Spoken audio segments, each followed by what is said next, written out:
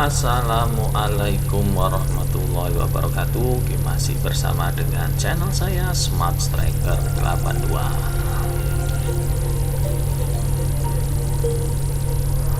Oke, pada pertemuan kali ini kita akan belajar tentang bentuk umum dari akar. Akar ini merupakan pangkat pecahan. Kok bisa? Nah, untuk itu ikuti terus channel ini, jangan ketinggalan. Oke, kita akan bahas bentuk umum dari bentuk akar ini. Nah, bentuk akar ini saya bagi menjadi dua. Seperti apa itu? Oke, saya awali dari ilustrasi, selanjutnya kita akan simpulkan bersama. Oke, kita tahu bahwa 3 pangkat 2 itu nilainya sama dengan 9. Kebalikan dari pangkat 2 itu adalah akar 2. Maka akar 2 dari 9 itu nilainya sama dengan 3. Nah, jika bentuk ini kedua ruas saya pangkatkan setengah, maka kita dapat memperoleh 3 pangkat 2 dipangkat setengah nilainya sama dengan 9 pangkat setengah. Sesuai dengan sifat ketiga bilangan pangkat, maka jika ada pangkat dipangkatkan, maka pangkatnya kita kalikan. Sehingga kita peroleh 2 kali setengah itu nilainya sama dengan 1. Maka 3 pangkat 1 itu sama dengan 3. Sehingga diperoleh 3 nilainya sama dengan 9 pangkat setengah. Dari dua bentuk ini kita dapat simpulkan bahwa akar 9 nilainya sama dengan 3. 3 sendiri nilainya sama dengan 9 pangkat setengah. Jadi kesimpulannya adalah akar 9 nilainya sama dengan 9 pangkat setengah. Nah, dari ilustrasi ini kita dapat simpulkan bahwa akar A itu kita dapat tulis sebagai A pangkat 1/2 atau setengah. Nah, selanjutnya kita akan masuk bentuk umum yang kedua dari bentuk akar ini. Oke, saya awali dari ilustrasi. Kita tahu bahwa akar 19 tadi itu nilainya sama dengan 19 pangkat setengah. Pertanyaannya, 1/2 ini sebagai apa?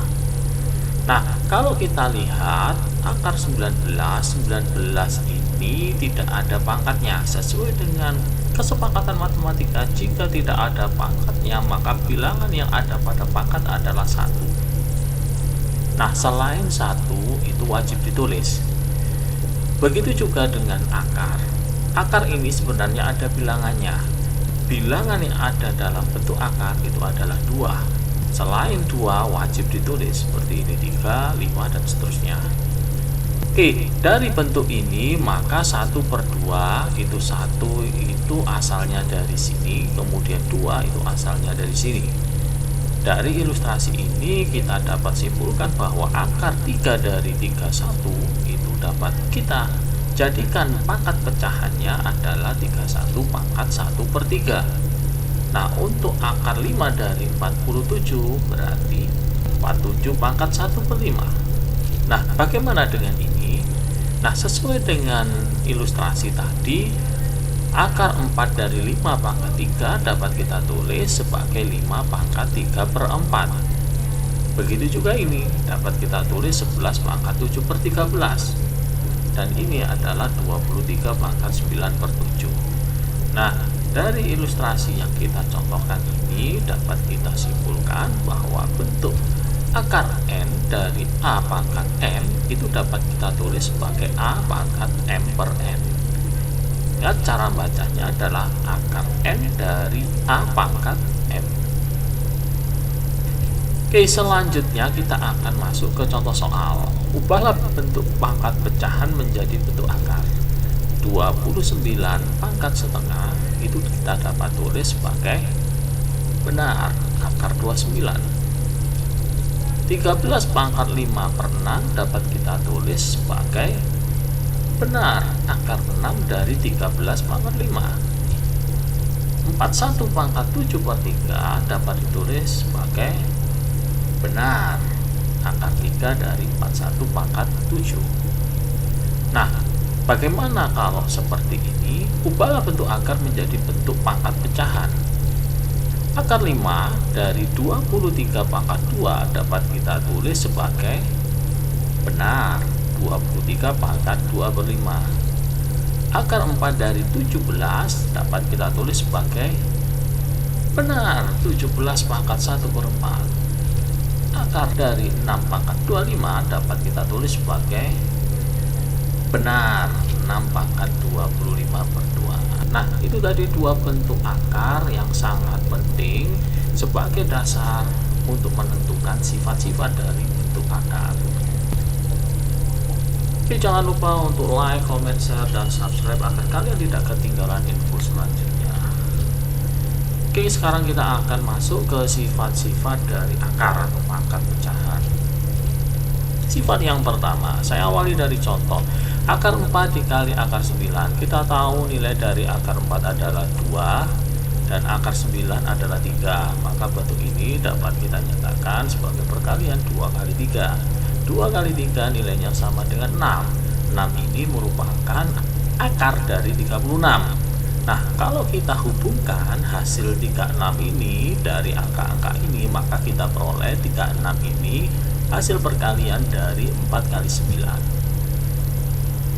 Maka dari itu kita dapat simpulkan bahwa bentuk dari akar A dikali akar B dapat kita nyatakan sebagai perkalian seperti ini. Nah, ini berlaku kebalikannya. Jika ada bentuk akar yang memuat faktor seperti ini, maka kita dapat jabarkan sebagai bentuk ini. Contohnya seperti apa? Perhatikan bentuk ini. Akar 24. Kita tahu bahwa akar 24 banyak sekali faktorisasinya seperti ini. Yaitu 1 kali 24, 2 kali 12, 3 kali 8, dan 4 kali 6. Nah, manakah yang akan kalian pilih untuk menyederhanakan bentuk ini?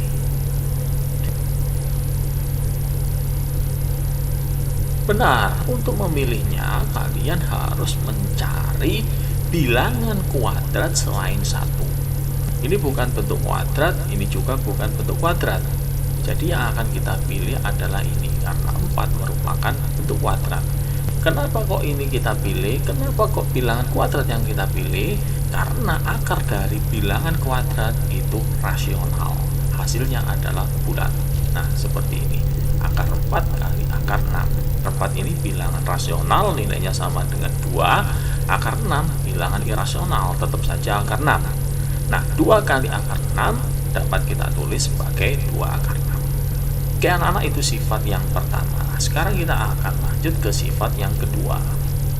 Sifat yang kedua saya awali juga dari contoh. Akar 36 dibagi akar 4. Kita tahu akar 36 adalah 6, akar 4 adalah 2, maka 6 dibagi 2 adalah 3. Nah, 3 ini dapat kita nyatakan sebagai bentuk akar, yaitu akar 9. Kalau kita hubungkan 9 ini dengan angka-angka ini 3, 6, dan 4, maka 9 ini dapat kita peroleh dari akar 36 dibagi 4. Nah, dari contoh ini kita dapat simpulkan bahwa akar A dibagi akar B, atau kita dapat nyatakan sebagai bentuk akar A per akar B, dapat kita nyatakan sebagai akar dari A per B. Jadi ini bisa langsung masuk. Nah, anak-anak, seperti contoh sebelumnya, jika ada bentuk akar A per akar B itu nilainya sama dengan akar A per B, begitu juga sebaliknya. Kalau ada bentuk akar A per B dapat kita nyatakan sebagai bentuk ini. Coba kalian perhatikan contoh ini. Akar 0,0625. Nah, bentuk ini sepintas menyulitkan. Tapi kalau kita nyatakan sebagai bentuk pecahan, maka kalian akan mendapatkan bentuk yang mudah. Oke, kita jadikan pecahan biasa. Akar 0,0625 itu sama saja dengan 625 per 10.000. Kenapa kok 10.000? Karena di belakang 0 itu ada 4 bilangan, maka 0-nya ada 4. Oke, bentuk akar dari 625 per 10.000 jabarkan sebagai akar 625 per akar 10.000. Akar 625 adalah 25, akar 10.000 adalah 100, maka bilangan desimalnya adalah 0,25. Oke, itu salah satu cara untuk mengaplikasikan perkalian bentuk akar dan pembagian bentuk akar. Oke, kita masuk ke sifat yang terakhir. Oke, sifat yang ketiga ini berkaitan dengan penjumlahan atau pengurangan bentuk akar. Sebelum kalian menyimpulkan bentuk umum dari operasi penjumlahan maupun pengurangan bentuk akar, kita awali dari sebuah contoh. 3 akar 2 ditambah 5 akar 2 nilainya sama dengan berapa? Oke, operasi penjumlahan pada bentuk akar ini sama halnya ketika kalian mengoperasikan penjumlahan pada bentuk aljabar. Akar di sini itu sebagai variabel, sedangkan bilangan 3 dan 5 itu sebagai koefisien. Jadi, jika akarnya sama, variabelnya sama, maka kalian tinggal mengoperasikan bilangannya saja. Sehingga 3 akar 2 ditambah 5 akar 2 nilainya adalah 8 akar 2. Nah, untuk itu kalian dapat menyimpulkan bahwa bentuk A akar C ditambah B akar C karena akarnya sama, maka koefisiennya tinggal dijumlahkan saja seperti ini. Oke, bagaimana kalau bentuknya minus akar 20 ditambah 3 akar 5? Nah, di sini kalian harus menyamakan akarnya terlebih dahulu. Karena ini akarnya nggak sama, maka kalian pikirkan cara agar nanti akarnya sama. Oke, 20 ini kita dapat ubah menjadi perkalian dari 2 dengan 10, 1 dengan 20. Nah, jangan kalian pilih itu ya. Jadi usahakan kalian harus mengarahkan ke akar yang sama. Maka 20 ini kalian arahkan menjadi bentuk perkalian 4 kali 5. Nah, seperti ini. Kemudian kita dapat menguraikan akar 4 kali 5 itu dapat kita jabarkan menjadi akar 4 kali akar 5. Akar 4 sendiri adalah 2. Maka kita peroleh minus 2 akar 5 ditambah 3 akar 5. Nah, karena akarnya sudah sama, maka koefisien kita tinggal operasikan. Minus 2 tambah 3 adalah 1, yaitu 1 akar 5. Sepakatan matematika, 1 ini kita nggak tulis. Oke, kita lihat contoh untuk pengurangan. 6 akar 3 dikurangi 7 akar 3. Nah, sama halnya dengan penjumlahan bentuk akar, maka pada pengurangan kita lihat karena akarnya sudah sama, maka kita tinggal operasikan koefisiennya saja. 6 dikurangi 7 adalah minus 1, maka nilainya minus 1 akar 3 atau minus akar 3.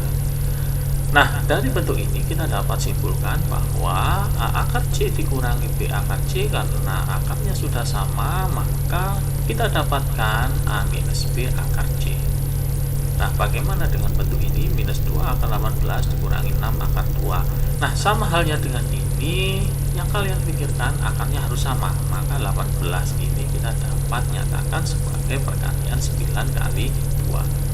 Seperti ini. Nah, kita tahu akar 9 itu nilainya sama dengan 3. Maka kita kalikan dengan minus 2, hasilnya minus 6 akar 2 dikurangi 6 akar 2. Minus 6 akar 2 dikurangi 6 akar 2, hasilnya adalah minus 12 akar 2. Nah, anak-anak, ini bentuk penjumlahan maupun bentuk pengurangan dapat kita sederhanakan menjadi bentuk ini. A akar C plus minus B akar C dapat kita nyatakan sebagai bentuk A plus minus B akar C. Jadi di sini kalian bisa nyatakan kalau penjumlahan seperti ini, kalau pengurangan seperti ini. Nah, saya rasa itu 3 sifat yang sangat penting dalam menyelesaikan operasi hitung bentuk akar. Itu saja dari saya, semoga bermanfaat. Assalamualaikum warahmatullahi wabarakatuh.